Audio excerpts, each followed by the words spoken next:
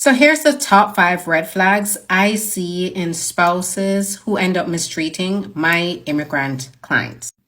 I'm U.S. Immigration Attorney Sharifa Tharp. I help clients to get the green card, their work permit in the United States. I notice these in my applications when I'm presenting to the Immigration Service the evidence showing my client was mistreated.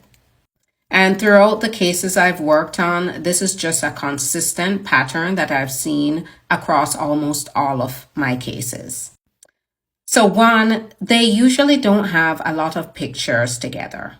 I guess if I could add an explanation to this, is that the spouse, especially the spouse who's mistreating my immigrant client, they don't really have a lot of investment in the memories that they're building together.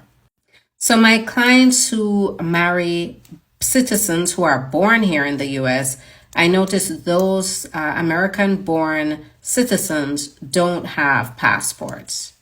Now, it doesn't mean that every single person who doesn't have a passport is going to end up mistreating their spouse, but it's just something that I notice in my applications.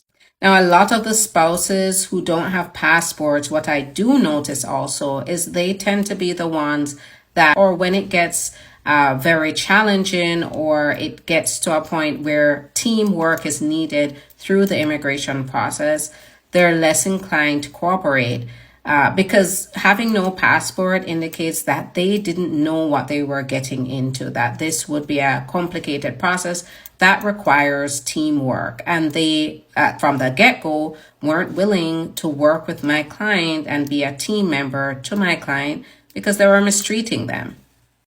They're usually secretive about their past.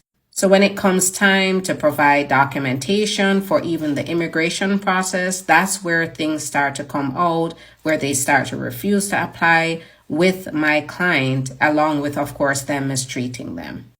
They don't usually spend a lot of time going out with their spouse. They wouldn't necessarily spend a lot of money going out on dates with my client. Part 2 is coming right up.